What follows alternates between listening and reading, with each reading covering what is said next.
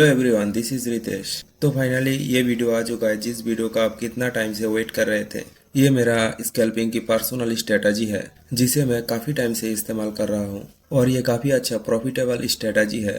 इस स्ट्रेटजी के बारे में A to Z बात करने वाला हूँ। किस तरीके से एंट्री होगा, किस तरीके से एसएल लगाएंगे और टारगेट कितना होगा, कौन सा स्ट्राइक प्राइस चॉइस करना है, कितना रिस्क होगा, ये सब के बारे में डिटेल्स में बात करने वाला हूँ। इस स्ट्रेटजी का एक्यूरेसी 80% है, लेकिन आप इसे 90% तक लेकर जा सकते हैं। इस स्ट्रेटजी का खास बात है यहाँ पर आपका स्टॉप लॉस बहुत ही छोटा होता है और आप टारगेट 1:2, 1:3 एंड 1:4 तक लेकर जा सकते हैं। बहुत सारा लोगों को डाउट रहता है स्कैल्पिंग क्या है। उन लोगों के लिए मैं बता दूं, यहाँ पर कोई भी ट्रेड लेने के बाद आप ज़्यादा से ज़्यादा 15 से 20 मिनट तक उसे होल्ड करते हैं और यहाँ पर जितना प्रॉफिट होता है उसे बुक कर लेते हैं। यहाँ पर इस 15 मिनट के अंदर आपका एसएल हो या प्रॉफिट हो, इसे ही बुक करने को ही स्कैल्पिंग कहते हैं। यहाँ पर इंटरडे की तरह हमें सारा दिन 3 बजे तक होल्ड करना नहीं होता। जो लोग छोटा कैपिटल के साथ इंटरडे ट्रेडिंग करता है उन लोगों का लॉस होने के चांसेस बहुत ज़्यादा है, क्योंकि लॉन्ग टाइम में थीटा डीके काम करता है।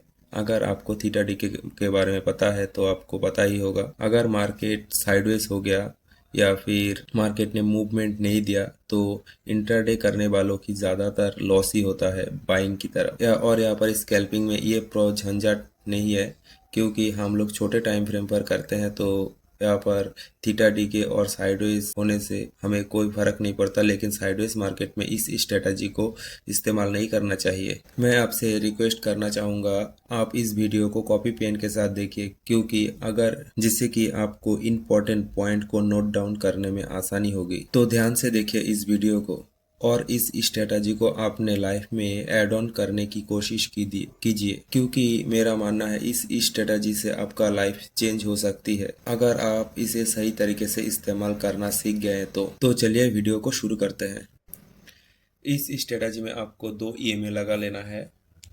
2 EMA लगाने के लिए सिंपली इंडिकेटर सेक्शन में जाइए और यहाँ पर सर्च कीजिए EMA और ये फास्ट वाला ऑप्शन में 2 बार क्लिक कीजिए और सेटिंग्स में आके 9 की जगह पर एक में 15 कर लीजिए और इसका कलर चेंज कर दिए, मैं रेड कर लेता हूँ। यहाँ पर EMA का मतलब है, यहाँ पर 9 और 15 का मैं मतलब समझा देता हूँ। 9 का मतलब है 9 कैंडल का एवरेज एक्सपोनेंशियल मूविंग एवरेज और 15 कैंडल का एक्सपोनेंशियल मूविंग एवरेज, ये वाला लाइन है। इस स्ट्रेटजी को कहाँ पर आपको इस्तेमाल करना है और कहाँ पर करना नहीं है वो मैं बता देता हूँ। अगर मार्केट साइडवेज है, यानी EMA के लाइन दो, समझाता हूँ। अगर EMA का लाइन ऐसे ऐसे जाता है स्ट्रेट लाइन में, तो यहाँ पर आपको ट्रेड को अवॉइड करना चाहिए।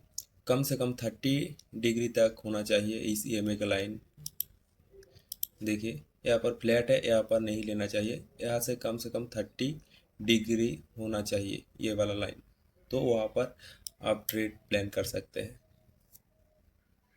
और एक बात, आपको कौन सा स्ट्राइक प्राइस सिलेक्ट करना है। सपोज मान लीजिए निफ्टी चल रहा है 20,000, ये रहा 20,000 और एट द मनी, ये होता है एट द मनी। निफ्टी 20,050 पर जाता है मार्केट ऊपर की तरफ, तो वो वाला होगा in the money, ITM।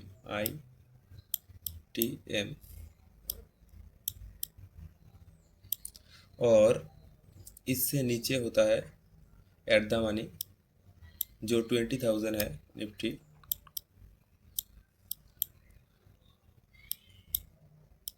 ATM। और एक होता है ITM जो आउट ऑफ द मनी है। हमें सिर्फ इन द मनी या फिर एट द मनी पर काम करना चाहिए, क्योंकि यहाँ पर देखिए इन द मनी का डेल्टा होता है 0.6 और एट द मनी का डेल्टा होता है 0.5। इसका मतलब है निफ्टी अगर 100 पॉइंट मूव करेगा तो इन द मनी वाला ऑप्शन जो है वो 60 पॉइंट मूव करेगा और एट द मनी पर वो मूवमेंट होगा 50 पॉइंट। इस वजह से हमें एट द मनी और इन द मनी में काम करना चाहिए। ये महंगा होता है लेकिन हमारे लिए अच्छा है।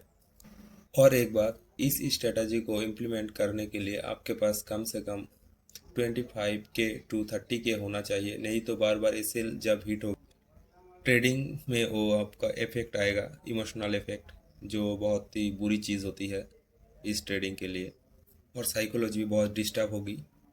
तो हमें इतना पैसा तो चाहिए ही। यहाँ पर आप देखिए, अगर आप इस कैंडल पर एंट्री करते हैं, इस ग्रीन कैंडल पर, तो आपका एसएल इतना ही छोटा ही होगा। अगर इस कैंडल के हाई पर ब्रेक कर देता है तो यहाँ पर आप छोटा सा एसएल लेके बाहर आ जाएंगे। अगर ये आपकी तरफ मार्केट चलता है तो यहाँ से 1:2 का टारगेट लेके या 3 लेके आप यहाँ से एग्जीक्यूट हो जाएंगे, क्योंकि यहाँ पर स्टॉप लॉस बहुत छोटा होता है। तो मल्टीपल टाइम स्टॉप लॉस देने में आपका कोई भी प्रॉब्लम नहीं होगा, छोटा छोटा स्टॉप लॉस जाएगा। अगर आपका अकाउंट से एक बड़ा लॉस चला जाता है, बड़ा अमाउंट चला जाता है, तो वो इमोशन के लिए बहुत हानिकारक होता है। लेकिन आपका छोटा लॉस होता है तो आप फिर से ट्रेडिंग कर सकते हैं। और यहाँ पर आप कैसे एंट्री करेंगे वो मैं बता देता हूँ। यहाँ पर एंट्री करने के लिए आपको 3 कैंडल देखना है। हमें सिर्फ इन 3 कैंडलों में ही बाइंग या सेलिंग की तरफ देखना है। और यहाँ पर टाइम फ्रेम होगा 5 मिनट का। टाइम के साथ आप जब इसको अच्छी तरीके से इस्तेमाल करना सीख जाएंगे तो अपना टाइम 1 मिनट पर भी शिफ्ट कर सकते हैं। यह टाइम के साथ आपका एक्सपीरियंस बताएगा। तो हमें क्या देखना है, पहले देखिए हमको ट्रेंड देखना है, ईएमए क्या कर रहा है। ईएमए देखिए, ये 90 डिग्री से ऊपर है, मार्केट ट्रेंड में है, और ईएमए के लाइन के ऊपर टच करके एक बड़ा सा कैंडल बनाना चाहिए। देखिए पहला कैंडल, पहला वाला देखिए, ये वाला देखिए, मार्केट यहाँ पर कंसोलिडेट हुआ और ये कैंडल से एंट्री, यहाँ पर आपका एंट्री होता और इसका नीचे स्टॉप लॉस, और सिंपली 1:2 का टारगेट है। देखिए एक ही कैंडल में आपका टारगेट कंप्लीट हो गया। ये पहला वाला कैंडल है। और दूसरा ईएमए के लाइन के ऊपर से रिजेक्शन लेता हुआ कैंडल, यहाँ पर देखिए, ये कैंडल को देखिए, यहाँ पर देखिए इस कैंडल के यहाँ पर ईएमए के लाइन से रिजेक्शन मिला है और इसका टारगेट 1:2 रखेंगे तो देखिए यहाँ पर देखिए 1:2 ईजी एकदम से टारगेट हो गया। यहाँ पर ईएमए के लाइन से ऊपर से ये हैमर टाइप का कैंडल है, पिन बार नीचे की तरफ बड़ा सा शेडो होगा और वो ऊपर जाके क्लोज कर देगा। और तीसरा कैंडल है बिग बॉडी कैंडल, जहाँ पर आपको ये देखिए, यहाँ पर देखिए छोटा छोटा शेडो है। यहाँ पर देखिए ईएमए के लाइन से रिजेक्शन मिला है, सपोर्ट मिला है। यहाँ पर देखिए, वहाँ पर से एकदम से बुलिश जाके क्लोज कर दिया। इसका एंट्री यहाँ से होगा। इसका शेडो छोटा ही होना चाहिए, ज़्यादा बड़ा होगा तो नहीं होगा, वो सेटअप में नहीं आएगा। यहाँ पर देखिए हो गया, 2 कैंडल में ही टारगेट होगा। इस स्ट्रेटजी में 2, 3, 4, 5 कैंडल में ही आपका टारगेट हो जाता है, नहीं तो आपका ये सेल हिट हो जाएगा मूवमेंट में। अगर इन टाइमों से ज़्यादा लग रहा है, जो 10, 15 या 20 मिनट से ज़्यादा लग रहा है, तो उस ट्रेड को आप कट कर दीजिए, क्योंकि वो ट्रेड कभी भी रिवर्स हो सकते हैं। ये एक ट्रेंड फॉलोइंग स्ट्रेटजी है। अगर मार्केट होल्ड कर रहा है तो मार्केट रिवर्स भी हो सकती है, तो ज़्यादातर हमें होल्ड नहीं करना। ये बाइंग की तरफ दिखाया है, सेम सेलिंग की तरफ भी होगा। Same strategy follow. देखिए यहाँ पर देखिए 30 डिग्री से नीचे की तरफ ही है ये एंगल, और यहाँ पर देखिए इस कैंडल से हमारा एंट्री होता। मैं दिखाता हूँ। अच्छा बॉडी वाला कैंडल है, 18 कैंडल लगा है यहाँ पर टारगेट होते होते। आप इसे 20 मिनट से ज़्यादा होल्ड मत कीजिए मैं कहूँगा, क्योंकि इससे ज़्यादा होल्ड करते हैं तो मार्केट का अब तक जाएगी ठीक पता नहीं। ज़्यादा टाइम तक होल्ड नहीं करना, क्योंकि थीटा डी के आपको लॉस करवा सकता है, तो ये ज़्यादातर होल्ड नहीं करना चाहिए। इस स्ट्रेटजी का एक खास बात है वो आप अच्छी तरीके से जान लीजिए। इस स्ट्रेटजी को आप सही तरीके से इस्तेमाल करते हैं तो इसका एक्यूरेसी आप 90% तक लेकर जा सकते हैं। और इसे साइडवेज मार्केट में इम्प्लीमेंट मत कीजिए, क्योंकि वहाँ पर आपका ज़्यादातर एसएल हिट होगा। बैक टेस्ट कीजिए, जिससे कि आपका कॉन्फिडेंस और भी बढ़ जाएगी। और इस स्ट्रेटजी का एक और इम्पॉर्टेंट बात है, इस स्ट्रेटजी को आप जब भी इस्तेमाल करेंगे तब निफ्टी में इस्तेमाल करते हैं तो आप बैंक निफ्टी पर भी इसे देखिए। यहाँ पर देखने का मतलब है